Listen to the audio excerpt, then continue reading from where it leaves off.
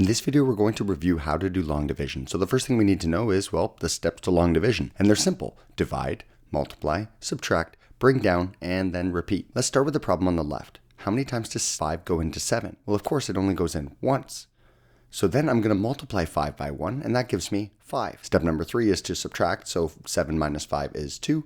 And then finally, step number 4 is to bring down this 6 before step number 5, which just repeats the whole process. How many times does 5 go into 26? Well, it goes in 5 times. What is 5 times 5? Well, it's 25, and then I'm going to subtract. 26 minus 25 is 1, and I'm going to bring down the 8.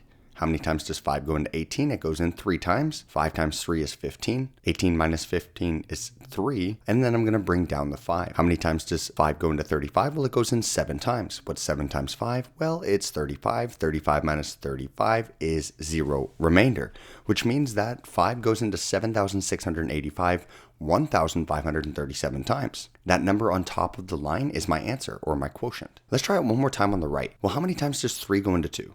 Well, it doesn't go in at all. It goes in 0 times. I'm going to subtract, and 2 minus 0 is just going to give me 2, and I'm going to bring down the 9. Well, how many times does 3 go into 29? It goes in 9 times. What's 9 times 3? It's 27. Next, I subtract. 29 minus 27 is 2, and then I bring down the 4. How many times does 3 go into 24? It goes in 8 times. What's 8 times 3? It's 24. Next, I subtract, and 24 minus 24 is 0. Am I finished? Well, not quite, because I still have to bring down the 6. How many times does 3 go into 6? Well, it goes in twice. 3 times 2 is 6, and then I subtract. 6 minus 6 is 0, and once again I have no remainder, which means that 2,946 divided by 3 is 982.